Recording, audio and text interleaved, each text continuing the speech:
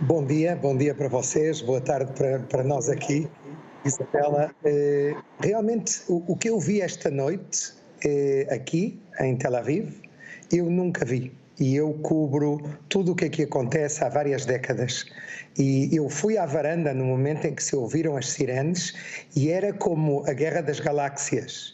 Ou seja, é muito fácil dizer 330 mísseis balísticos, drones suicidas, mísseis de cruzeiro, mas quando se olha para o céu e se vê bombas ambulantes que realmente vêm e que vêm dirigidas ao território de Israel e que algumas foram interceptadas no caminho, e isso é novo, pelo exército da Jordânia. Incrível, a Jordânia realmente marcou aqui uma posição fora de série. Eu sei que também por outros países do Golfo que não querem ser identificados para não se transformarem em alvos do Irã, mas também, sem dúvida, a Força Aérea dos Estados Unidos. Eu acho que não há nenhum presidente dos Estados Unidos que estivesse tão próximo de Israel, apesar das suas críticas, muitas vezes justificadas, à política de Benjamin Netanyahu. Joe Biden mostra uma vez mais que está com Israel e realmente nos últimos dias ele investiu absolutamente tudo para isso, até no ponto de vista militar, mas também a Força Aérea da Grã-Bretanha, da França, ou seja, vários países que estão a criar uma espécie de nova coalizão internacional que inclui países árabes do Golfo, como dizia a professora Mónica antes, países que assinaram os Acordos de Abraão, mas também países que ainda não assinaram absolutamente nada oficial com Israel e que são parte de tudo isto e que olham para esta situação e veem que Israel é atacada desta maneira, com esta chuva de drones ofensivos, cujo objetivo é matar, e também de mísseis balísticos. E eles pensam, isto é muito grave, e sobretudo quando veem estas imagens em cima de Haram el-Sharif, o monte do templo, onde está a Mesquita de Al-Aqsa, o terceiro lugar mais sagrado do mundo para quase 2 bilhões de muçulmanos, e eles veem que o Irã ataca e não tem nenhum problema. Há sirenes nessa zona e podem cair todo tipo de pedaços de mísseis sobre esses mísseis, e Israel é quem intercepta esses mísseis. Neste momento eu acabo de receber um filme produzido esta manhã em Abu Dhabi e no Bahrein, que mostra justamente isso e que diz em inglês: Irã ataca os lugares sagrados do Islã e Israel protegeu-os. Que coisa, não é? Perguntam eles mesmos. Ou seja, que há aqui umas mudanças. Para mim, o mais importante destas últimas horas, é que eu acho que 14 de Abril vai entrar na história desta região.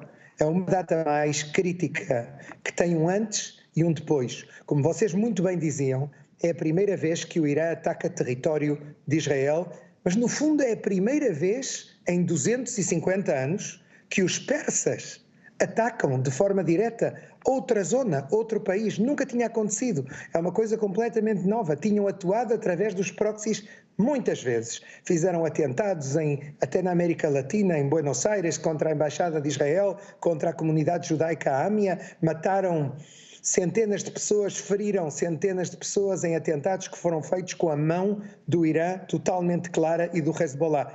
Mas agora atacar de forma direta Israel é realmente uma decisão muito drástica, que muda toda a estratégia regional e que transforma, que nos dá um potencial de guerra regional com tintes globais, porque há vários países internacionais da comunidade internacional que estão neste momento extremamente preocupados. Vemos isso com a reunião do G7 e eu sei que também o G20 está a fazer todo tipo de manobras para fazer reuniões e tentar parar este perigo de escalada de violência e de guerra entre Israel e o Irão, aberta e não só passiva, como a que já vivemos há muitos anos.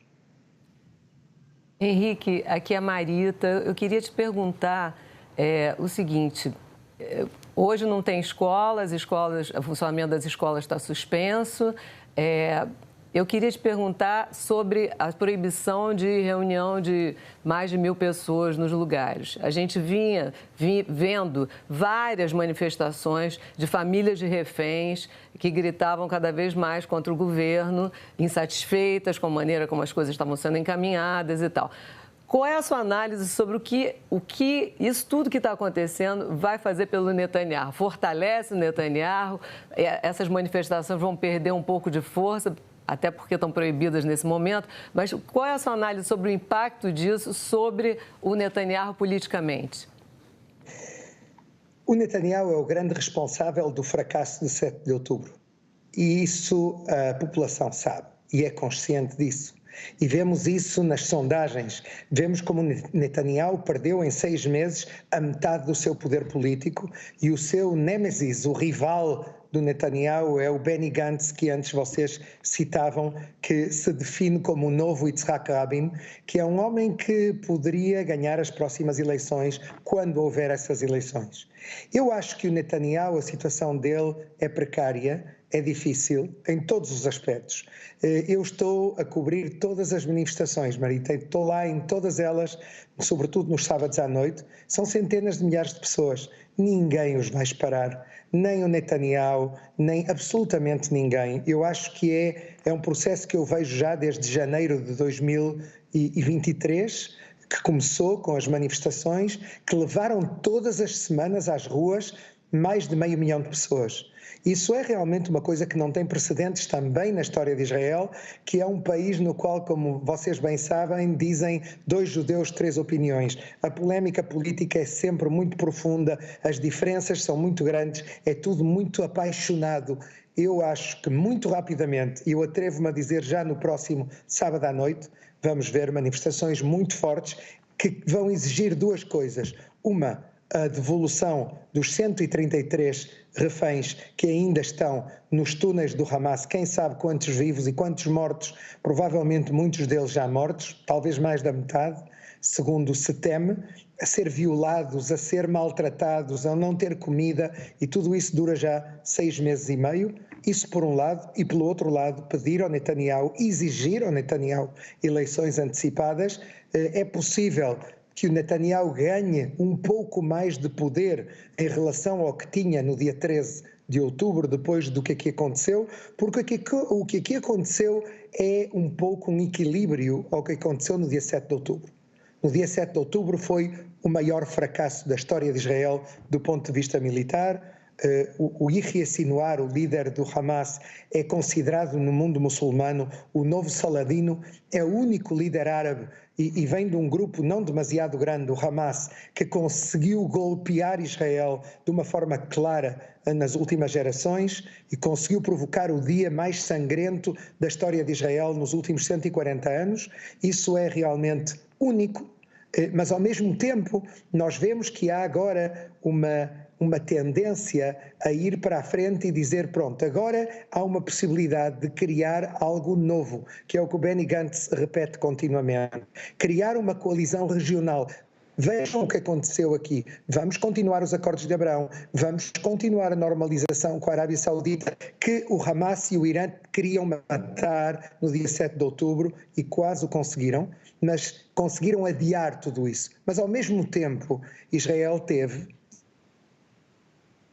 podemos negar isso, um grande êxito esta noite, esta madrugada, que equilibra 7 de outubro, que é que 99% dos mísseis, dos drones lançados sobre Israel foram interceptados sem provocar nenhum tipo de prejuízo. Há uma menina de 7 anos que foi ferida, é a única ferida, a única vítima que está em estado grave, é a única vítima de todo este ataque, com tanta força, com tanto objetivo do Irã de castigar Israel e, no entanto, isso é tudo o que conseguiu.